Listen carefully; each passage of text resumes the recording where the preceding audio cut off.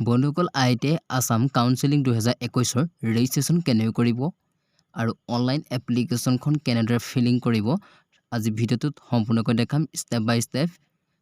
আৰু লাইভ চাওঁহক আজি ভিডিঅ'টো অলপ পলম নকৰাকৈ বন্ধুসকল এইখিনিতে আপোনালোকলৈ এটি মোৰ অনুৰোধ যদি আপোনালোকে মোৰ চেনেলটি সাবস্ক্ৰাইব কৰা নাই প্লিজ সাবস্ক্ৰাইব কৰি ল'ব আৰু ভাল লাগিলে শ্বেয়াৰ কৰিব লাইক কৰিব লগতে ভিডিঅ'টো স্ক্ৰিপ্ট নকৰাকৈ শেষলৈকে চাওক বন্ধুসকল ইয়াৰ অফিচিয়েল ৱেবছাইটৰ লিংকটো মোৰ ডেছক্ৰিপশ্যন পাব তাত আপুনি ক্লিক কৰিলে এনেকুৱা ধৰণৰ এটা ইণ্টাৰফেচ হ'ব তাত আপুনি লেফ্ট সাইডে কৰ্নাৰ দেখিব কাৰেণ্ট ইভেন্টত তাত গৈ আপুনি তাত ক্লিক কৰিব ক্লিক হিয়াৰ আছে তাত ক্লিক কৰিব তাত আপুনি এনেকুৱা ধৰণৰ ইণ্টাৰফেচ দেখাব তলত পাব আপুনি নিউ কেণ্ডিডেট ৰেজিষ্ট্ৰেশ্যন তাত ক্লিক কৰিব তাত ক্লিক কৰাৰ লগে এনেকুৱা ধৰণৰ ইণ্টাৰফেচ পাব তাত আপুনি এগ্ৰি কৰিব এগ্ৰি কৰাৰ লগে আপোনাৰ প্ৰথম নেমটো ইয়াত এণ্টাৰ কৰিব নেক্সট আপোনাৰ ফাদাৰ নেমছ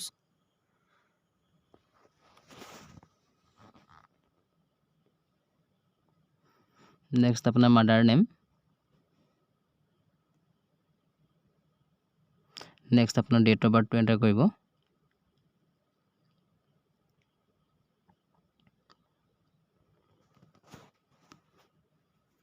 নেক্সট আপোনাৰ জেন্ডাৰটো সিলেক্ট কৰিব কন্টেক্ট ডিটেইলছ প্ৰথম আপোনাৰ ফোন নম্বৰ দিব ইয়াত মোবাইল নম্বৰ এণ্টাৰ কৰাৰ পাছত আপোনাৰ এটা ভ্যালিড ইমেইল আইডি এণ্টাৰ কৰিব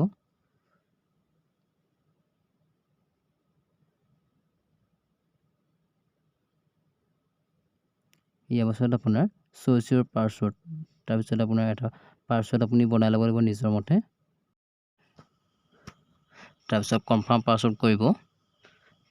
তাৰপিছত ইয়াতে আপোনাৰ সিকিউৰিটি পিন কোড পাছে সোঁ চাইডে দেখা সেইটো ইয়াতে এণ্টাৰ কৰিব তাৰপিছত সাবমিটত ক্লিক কৰিব do you submit data okay কৰিব তাৰপিছত আপোনাৰ কনফাৰ্মেশ্যন পেজটো ৰিভিউ কৰি আপুনি চাই ল'ব পাৰে যদি ভুল থাকে আপুনি আকৌ এডিট কৰি ল'ব পাৰে যদি আপোনাৰ ঠিকে থাকে ফাইনেল সাবমিটত ক্লিক কৰক তাৰপিছত আপোনাৰ এনেকুৱা ধৰণৰ ইণ্টাৰফেচ দেখাব তাত আপুনি তলত দেখিব ইউ হেভ সাকসেসফুলি ৰেজিষ্টাৰ তাৰপিছত আপুনি ফিল এপ্লিকেশ্যন ফৰ্ম তাত ক্লিক কৰিব ফিল এপ্লিকেশ্যন ফৰ্মত আপুনি ক্লিক কৰাৰ লগে লগে আপোনাৰ এপ্লিকেশ্যন ইয়াত আহি গৈছে এপ্লিকেশ্যনখন আপুনি ইয়াত ডমিচাইল ষ্টেটৰ পৰা সিলেক্ট কৰিব আপোনাৰ ষ্টেট সিলেক্ট কৰিলে নেক্সট আপোনাৰ ৰিলিজন তাৰপিছত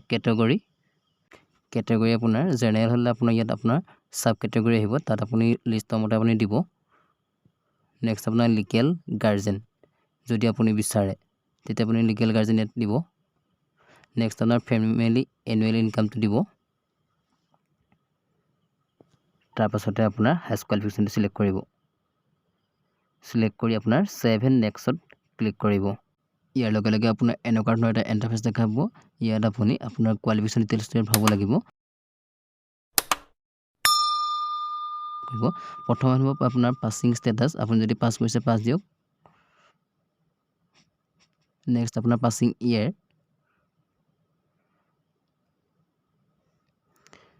তাৰপিছতে আপোনাৰ সাবজেক্ট কৈছে আপোনাৰ মাৰ্কখিনি ভৰাব লাগিব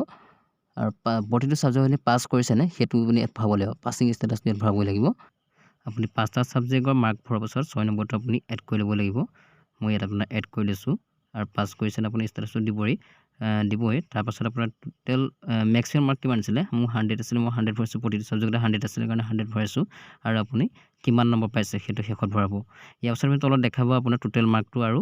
পাৰ্চেণ্টেজটো দেখাব তাৰপিছত যদি ঠিকে আছে 7 নেক্সট কৰিব তাৰ লগে লগে আপোনাৰ এনেকুৱা ধৰণৰ এটা ইণ্টাৰফেচ দেখাব ইয়াতে আপোনাৰ যেটো কৰস্পন্ডেন্স এড্ৰেছ হয় সেইটো সম্পূৰ্ণ ফিলআপ কৰিব তাৰপিছতে আপোনাৰ অল্টাৰনেট এটা কন্টেক্ট নাম্বাৰ ইয়াত দিব লাগে সেইটো আপুনি ইয়াত কন্টেক্ট নাম্বাৰটো দি দিব আৰু যদি আপোনাৰ অল্টাৰনেট ইমেইল আইডি আছে সেইটো ইমেইল আইডি ইয়াত দিব লাগিব আৰু যদি আপোনাৰ কৰস্পন্ডেন্স এড্ৰেছ আৰু পাৰ্মানেন্ট এড্ৰেছ একে হয় তেতিয়া সেম এজ কৰস্পন্ডেন্স এড্ৰেছৰ বক্সত ক্লিক কৰিব তাৰপিছত সেভ এণ্ড নেক্সটত ক্লিক কৰিব তাৰ লগে লগে আপোনাৰ এনেকুৱা ধৰণৰ ইণ্টাৰফেচটো দেখাব ইয়াত প্ৰথমতে ফটো আপলোড কৰিব লাগিব আৰু নেক্সট আপোনাৰ যিখন মেট্ৰিকুলেশ্যন চাৰ্টিফিকেট হয় মাৰ্কশ্বিটখন ইয়াত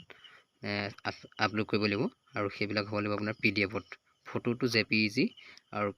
মাৰ্কশ্বিট আৰু ডেট অফ বাৰ্থৰ প্ৰুফটো আপোনাৰ পিডিএফত ইয়াত আপলোড কৰিব লাগিব মই ইয়াক কৰি দিছোঁ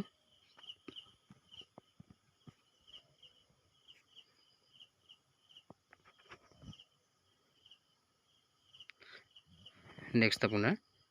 সাবমিট এণ্ড প্ৰিভিউ তাত ক্লিক কৰিব